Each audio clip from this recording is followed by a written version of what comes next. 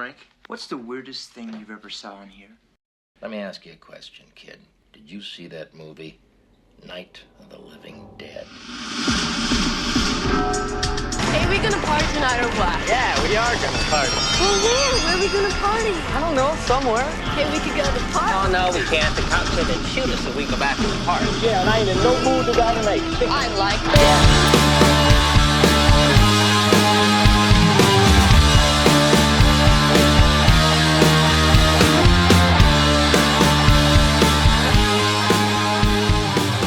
Greetings, ghouls, and welcome to minute 36 of Do You Want to Party, a Movies by Minute podcast, the 1985 groundbreaking horror classic, The Return of the Living Dead.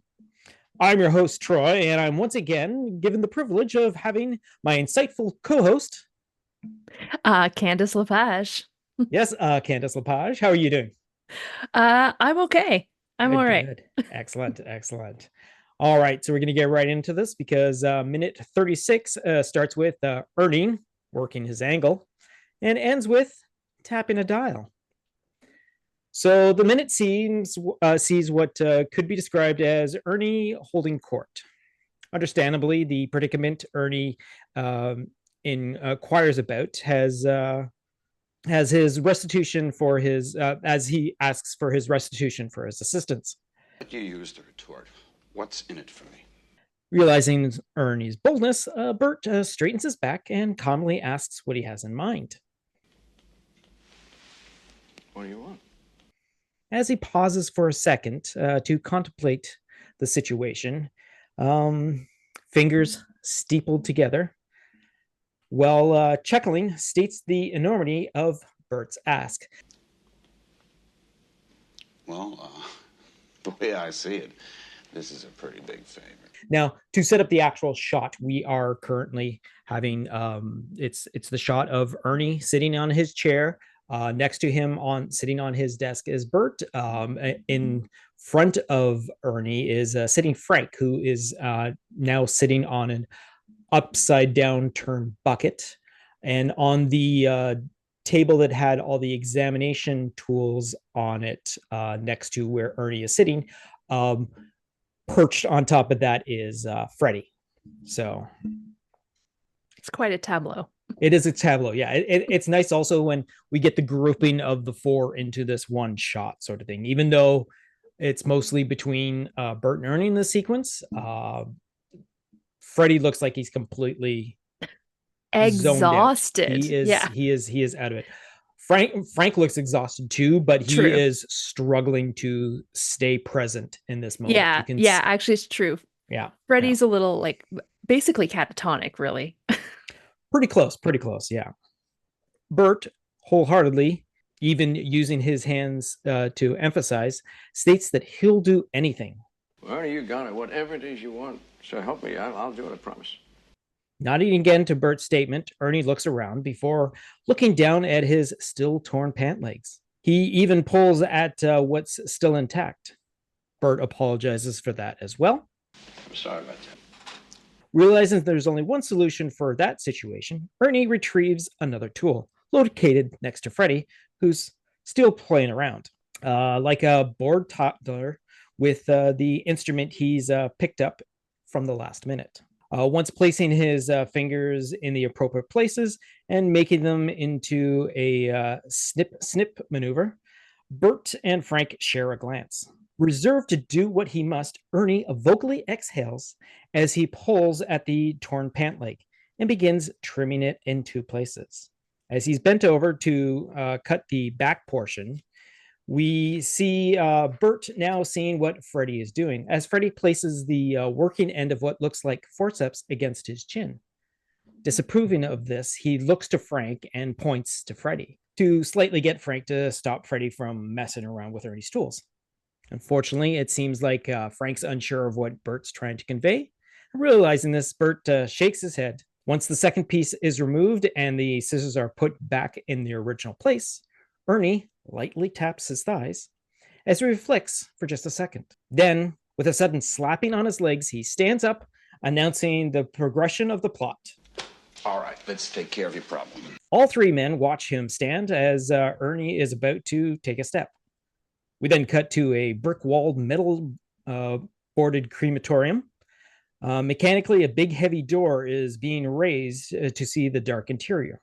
Before the details can be shown, we now look through piping into the rest of the room.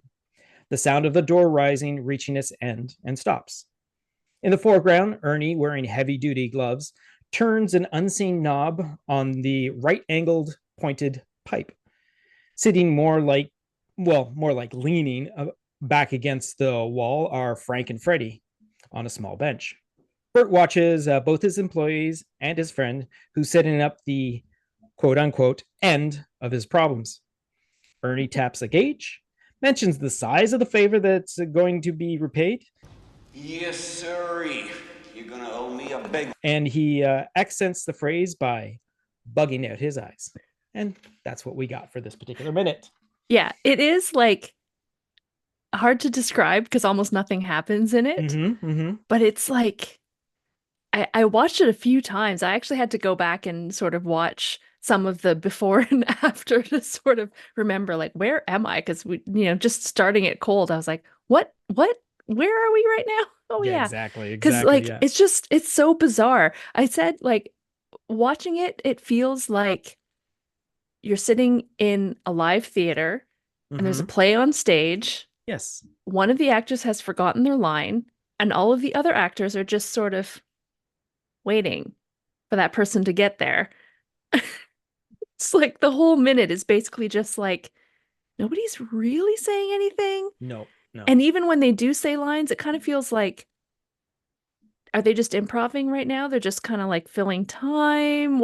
What's happening? It does seem very free flowy sort of thing. But yes, no, when you mention like a stage play, yeah, it's like you're in this one setting. It's all this one shot. It's all working in. And like you said, when Don Calfa takes the time out of the minute to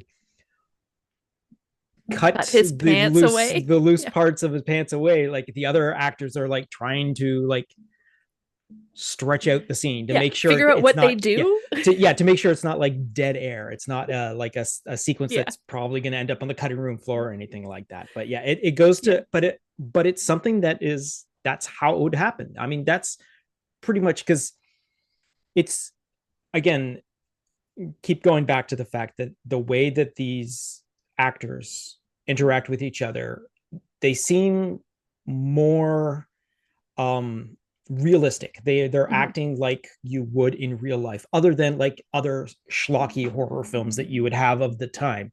The acting in this is a step above that sort of thing. You have what feels like an actual real life interaction between old friends, employees, the new kid, and all that sort of thing. But it just feels lived in. It feels like what would actually be going on in a sequence like this, and it's remarkable how it's pulled off.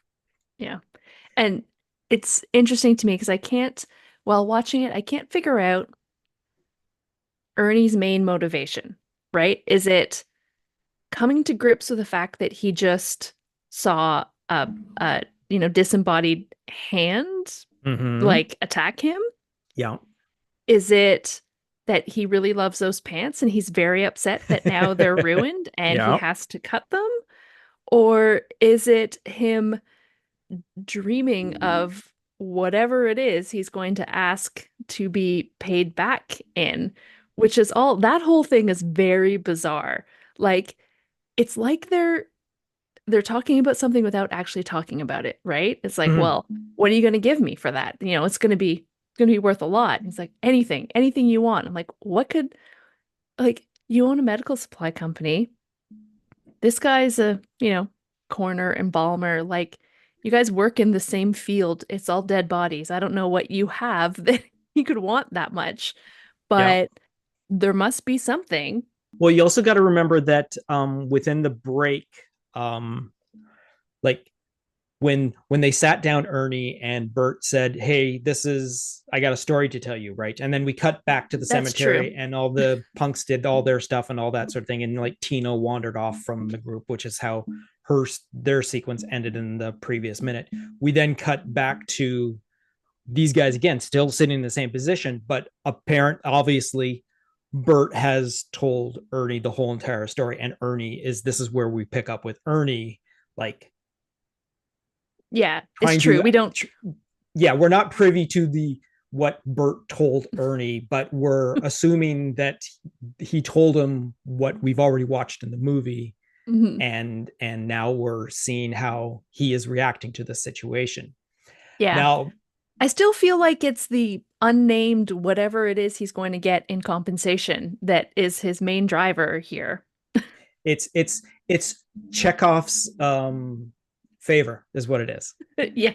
It's another one of the Chekhov objects that are brought up so many times in this movie. But what is, I think, key about this particular minute is this is the point where the entire rest of the movie is resting on one person's shoulders. If Ernie goes one way or the other with this, we either have no movie whatsoever, mm-hmm. or we have the rest of our movie. I mean, it's and the way that the look on Don Calfa's face is, it looks like it could go either way. He could still he could basically say, no, I'm sorry, Bert, I can't do this for you, right? Yeah. To me, it almost looked like he was not going to do anything at all. Like, he just kind of looked like, well, sucks to be you guys. It is, and again it goes to the acting ability of Don Calfa, and it's impressive that it isn't until that moment where he suddenly like slaps his legs and decides, okay, let's do this, and then the movie continues on as it is. I mean, if he had said, I'm sorry, okay, what do you got to do with? You got to deal with well, first of all, nobody knows about Tarman yet, mm-hmm. Which we will get into. And again, spoiler alert, but again, you're listening to a podcast minute by minute breakdown. There's no way you haven't seen this movie to begin with. So they'd have to deal with Tarman eventually. They've got the disembodied yellow man in the bags and whatever half dogs they have with them, and hopefully they remembered the split dogs, and hopefully they remembered to grab the display of butterflies, because that's basically all they have to deal with right now. Like, they have what they've mm-hmm. brought to Ernie's, and then they have to figure out what they're going to do with this without Ernie's help. But as soon as Ernie decides, okay, I'm going to help you, we now have the rest of the movie happen as it is. And that is a monumental thing. I think they would have been able to figure out something with the corpse bot pieces. Worst case scenario, you dig a big hole and throw the bodies in and then pour cement on it. Mm-hmm. There's no way those suckers are coming out of there, right? I mean, they'll eventually decompose enough that there will be nothing left and you're fine. Because as we know, the skeletons themselves do not move, because we experience the skeletons, and the skeletons are just skeletons. So eventually the things will rot away. Skin and muscle will fall off. Exactly.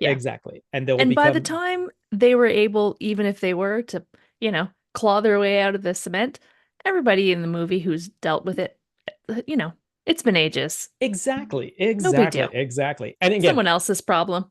And of course, once they next go into the basement, they'll find Tarman. But I guess that would be a little different, because Tina is currently about to enter the warehouse, so she would have probably already went into the warehouse, seen Freddy's hat, because they're still technically over in the mortuary, so she would still go down into the basement. But then the rain wouldn't be the acid rain of it would still just be Tarman they have to deal with. So it's still just Tarman. So, but would the punks find their way to the warehouse in time? Because their skin wouldn't be burning, right? Because it's no longer the trioxin falling, it's just regular rain. I guess technically they could turn it into an acid rain, because that was, an unfortunate situation at the time in the mid 80s, that there was acid rain. And remember how we got over that? Whole countries came together and made decisions to change things, and but all right, that's my politics. That's my politics for the day. Exactly, yeah. But again, this is a pivotal point in the movie, and again, it's And the movie rests on, like I said, the shoulders of Ernie, and he makes the decision that he does. And now we can continue on with this podcast, because if he didn't, this podcast becomes really boring. Well, and even the movie itself, right? On some in a lot of ways, like the movie like really begins in the next minute. For sure. Right? For sure. Yeah. Suddenly there we go. Yeah. The again, like I keep saying, the proverbial roller coaster that we are going on, we are coming up to, and we are about to, the front cart is about to peak over the top of that top peak. And in like another minute, once the last of the cars get over, we're just going downhill, and it's loop-de-loops and corkscrews for the rest of the route. Yeah. All right, so over on the commentary track with director and writer Dan O'Bannon and production designer William Stout, from the previous minute, Dan mentions how his experiment with trying to change things up visually didn't work. He mentions how he should have just did it like John Carpenter and just stuck the camera in there and gotten a wide lens and just moved along. Dan O'Bannon being the best critic of Dan O'Bannon. William Stout then brings up how the name on the fence from the previous minute, Hescock's waste elimination, that Richard Hescock is his lead studio mason. Then overjoyed by Dan Calfa's current situation, Dan cuffs off William to point it out. Equally enthused, William joins in, and how he just stops the film. And this is Dan Calfa. Dan adds that he just cuts the cough off, and how the other guys don't let the moment die, and how they look at each other and still do stuff. And as we cut to the crematorium, Dan boldly mentions to William, in quotes, "Now here, remember how I said I wanted to look like Auschwitz?" William agrees, and Dan continues pointing out that that's not real. So it's sorry, pointing out what, that Auschwitz isn't real, or the quote he says in, so basically it's a shot of the crematorium, right? So you're looking at the door of the crematorium as it comes up, and the quote is, "Now there, remember how I said make it look like Auschwitz," and that's the quote that he uses in it. And William says that is what you said, and then again Dan points out that that's not a real crematorium that we're about to see, because of course not. It's a freaking prop it's a that the guy stage. sitting next to you, that the guy sitting next to you designed and had his team built. So yeah.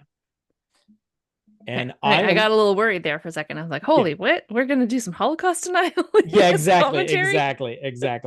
Well, I mean, it also runs back to the whole entire Nazi thing and all that.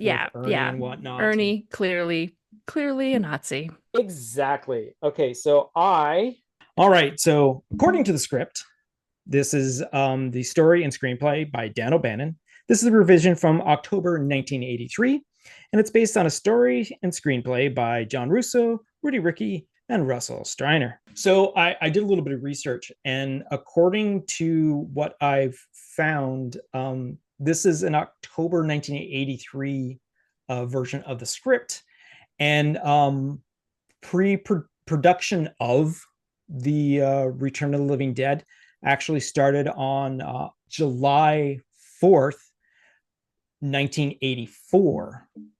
So this is practically like almost like a year difference between this version of the script and when they started using, because they actually started filming on the 9th of July of that year. So production started on the 4th, which is kind of weird that it was actually the day after the first moment of the movie. The title card. Yeah, exactly. Yeah. How bizarre to actually like film in the correct season. Exactly. It is kind of weird. But I guess if you wanted to have that feel to it, you might as well shoot. But again, you're filming primarily in California. So no matter what, like 90% of the time you're going to have sunny weather. So but also primarily at night. So why wouldn't you want to film when there's more night? But whatever. exactly. Yeah. Well, I mean, yes, again, for the establishing outdoor shot that you could have picked up at any time. But yeah, it is kind of interesting how it does get shot at night for the most part. But then again, obviously all of the interiors are in a giant warehouse, and they're all sets. So we're just going to do the setup again. Interior, mortuary, embalming room, night. Ernie, Bert, Frank, and Freddie are sitting looking at each other. Bert has just finished telling the story. Bert, well, those are the facts, Ernie. Ernie looks at the squirming bags. Ernie, frankly, Bert, I think you acted precipitatiously in cutting up the corpse. Bert, well, you may be right. Be that as it may, the question is, now what are we going to do about it? Bert and the boys look beseeched at Ernie. Ernie, craftily, if I let you guys use the crematorium, what'll you give me? They look at him blankly. Bert, what do you want? Ernie, well, the way I see it, this is a pretty big favor. Bert, frustrated. Ernie, you got it. Whatever you want, I'll do it, I swear. Ernie, brightly. Well, let's take care of your problem. Cut to interior, crematorium, night. Close, oven. Ernie hand turns the knob that ignites the gas jets with a loud thump. Wide the angle to reveal Ernie, Bert, Frank, and Freddie, all standing around. The stretcher with the wriggling plastic bags on the floor, and Ernie is lighting the oven. Ernie, yes, sir. I reckon you're going to owe me a big one. And that's where the minute ends. So that's where we're going to stop in the actual script reading. So so it's it pretty much, the words are the same practically, but the emotional indication in the script is definitely different from what we actually get in the final film, which is actually one of the few times when that it has been the factor. It's actually pointed out that, like, when in the script it says Bert's frustrated at Ernie's question, it's like Clue Gallagher does not sound like he's frustrated. He actually sounds like he's relieved that he's all like, no, whatever you want, buddy. Like it's kind of interesting to see the difference between script and, because the words are the same practically, but the delivery is completely different from what was originally written, or at least this version. Yeah. He seems almost like begging a little bit, but yes, also then like very pleased, like just yes, I will exactly whatever it is you need, I will make it happen. Well, because I think he also realizes that yes, this is it, we're finally going to be out of the woods. This is what we needed him to come along and agree with the situation, and then we're home free. So, or at least obviously that's what he thinks is going to happen, because who would have predicted what's about to happen? I mean, maybe the government, but we didn't want to call them. No, because that would have been, what, you want the army? Or the army, right? Yeah. yeah. You don't want the army in this place. Yeah. Oh, well. You know what happens? Thanks to those decisions. Exactly. So, okay, so I got a question for you then. When you brought it up and all that sort of thing, if they had phoned the army right off of the get-go, like, what do you think they would have done? Would they have sent in? Well, I guess at the end of the movie, they do know that there is an outbreak, so they have a situation, how to handle that situation. But I guess without that, they just think that they cracked one of the canisters. I don't even know if they'd say they cracked one of the canisters, but the fact that one of the canisters at least were discovered, they would have called the number. Like, how bad they would. I'm pretty sure UNITA would no longer be a viable place to be working at this point. And I feel like probably, well, of course we know that Freddie and Frank are infected basically at this point. Exactly, but yes. I think even if they weren't, I have a feeling that all three of them, and of course now Ernie, because he's been brought in, would be disappeared, you know? Yeah. Could be that they would spend the rest of their lives like on the government expense in a cushy, institute somewhere where they don't ever get to talk to the outside world anymore, or maybe, disappeared in a different way. But Uh, yeah, hard to say. I guess, they'd have to come in and decide what's Yeah. the quarantine Yeah. level we need here.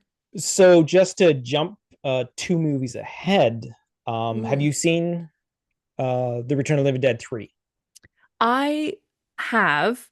Do I Okay. remember it? I So don't know. basically, okay, so the to give you one of the plot points is the US government is using trioxin to try and weaponize newly reanimated corpses.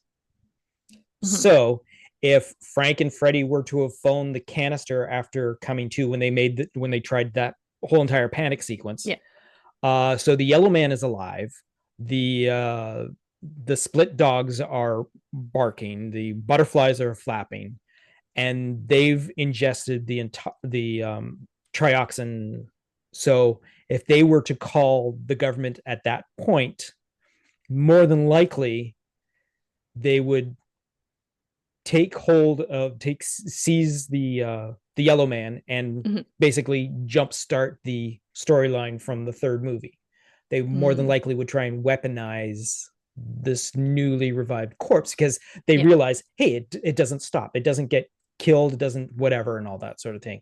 Then they'll realize that Frank and Freddie are becoming the way they are, so there's another sort of thing to do and all that. I don't even think Bert, because Bert wouldn't have been called at that point, because if they would have called the Mhm. army first, but maybe they also would have called Frank after saying, hey, we called the army and all that sort of thing. And Yeah. obviously, whether or not Frank would have, I mean, if Bert would have beaten the army to Unita, because it doesn't look like it takes Bert that long to get there to begin No. with, right? As Yeah, I feel like in either way, Frank would have called Bert in. yeah, whatever And the it's situation up was, to yeah. Bert to have decided whether or not to actually call the army. I mean, he was the one who was like, "Don't call them," wasn't he? Exactly. Yeah. Yeah. Yeah. Oh well, that's a different movie. It definitely is. So when we deal with the work print comparison, which is when we take the original footage that was completely shot and that's all culminated together into a long version of the film, and from that you then edit it down to the final film, we were dealing with in this particular minute, which is minute 35 to 36, the work print comparison, which is slightly longer, is actually minute 46 to 40 41 minutes and 50 seconds. So we got an extra little bonus in this particular minute. So because of the nature of the shot, a continuous shot, the only difference is once Ernie stands up and he walks off, Bert hops off the desk, smiling, and follows Ernie as he passes by Frank. He celebratory slaps him on the back. Frank and Freddie don't leave their positions, but do watch Ernie and Bert leave. So it's kind of neat to see. And it's a very animated Clue Gallagher as he's all like, yeah. Remember at the beginning of the movie when he basically says, yeah, boy, it's a long weekend, 4th of July weekend, his whole entire celebration. That's the sort of attitude that he has. He's all like, yes, yeah, we're in the clear now and we're all good and all that. And again, he slaps Frank on the back and all that. And Freddie and Frank are still in like slow motion. Yeah. And as like they like, it's just fantastic to see. I'm just sorry that the footage is so like dark and grainy and all that sort of thing. You don't get to see a lot of details and all that sort of thing, but it's nice to see that it turns out the way that it does. Mm-hmm. All right, so you got anything else to say about that particular minute there, Miss Candace? I don't think so. Just, yeah, like it's a weird minute to watch on its own. It definitely is. I mean, in isolation, it's weird. I definitely had to, rewind and fast forward, get those few minutes on either side. The bookends to this particular minute definitely help you set up, because you start in practically the middle of a conversation and then you go into something that stops before it even begins, sort of thing. So it is one of those. It is a definition of a transition scene. Yes. And you do need to see like a little bit before and a little bit after to like make total sense of that particular minute and all that. But yeah. So I guess I just have nothing to say but goodbyes. Thank you, Miss Candace, for joining me. I know it's probably going to be a little bit of a while before I can get you back into another episode, but again, we're doing this weekly, and we got quite a few weeks ahead of us, so I'm pretty sure you'll be able to join us for some of the action that's coming up in the next little while. You got anything in particular you might want to join in if we can work it out? Oh, probably. I should watch ahead a little bit again and choose some spots. Yeah, someone was asking because I mentioned that I've been, co-hosting here once in a while, and someone was like, "Well, so do you just watch the minute, or do you watch like the whole movie, or what do you do?" Like, really depends on, how familiar I am with that minute. So Exactly. but it has been I don't know, like quite a few. How many weeks are we at now? 36? So this is 36, yeah. It's been half a year since I watched the movie from beginning to end. So, And you're just getting the refreshers of the minutes that you're dealing with. Yeah, exactly. Yeah, so trying to remember what comes forward. It's like, oh yeah, I don't remember, but we'll see. All right. So yes, again, thank you for joining me. The audience, I would also like to thank again for joining me along on this journey. The numbers keep getting bigger and bigger. And like I previously mentioned a couple of weeks ago, the YouTube is taken off. I'm getting huge amounts of views and all that sort of thing. And a couple of people have actually joined the Planet Geek Productions YouTube channel and all that, which is kind of neat. If you have anything to say about this particular minute or previous minutes or upcoming minutes, leave us a message in our comments for the particular episode you're listening to right now, or send us an email at Gmail. Our Gmail is planetgeekpod@gmail.com. We can carry on the conversation there, or maybe eventually roll it into an upcoming episode, or like a couple of minutes ago, we had someone who left us a message that becomes a co-host for an episode and all that. So again, thank you, Candace. Thank you, audience. I got nothing left to say, but see you next Wednesday. You've just been listening to a Planet Geek production of Do You Want to Party? A Movies by Minute podcast of the 1985 The Return of the Living Dead. Please be sure to subscribe, download, comment, share, rate, and review. Be sure to follow us on our social media platforms: Facebook, YouTube, TikTok, Tumblr, or Letterboxd. Search for Planet Geek Productions.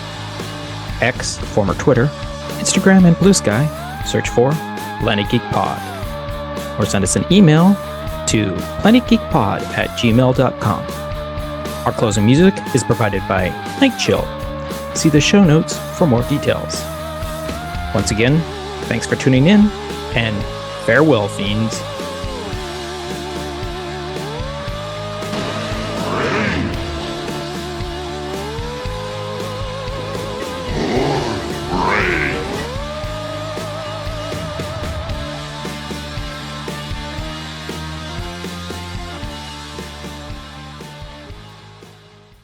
Forgot to do something here. I forgot to set up my script. So just give me a moment here. We got plenty of time here. I gotta find my script now. I move stuff around on my phone so much. Let's go to, where is my documents? There we are. All right, let's scroll down to, oh, I didn't set it up at all. All right, so I'm just going to do the setup to begin with, and then I'll go to the actual place in the script. Ernie. Frankly, Bert, I think you act... My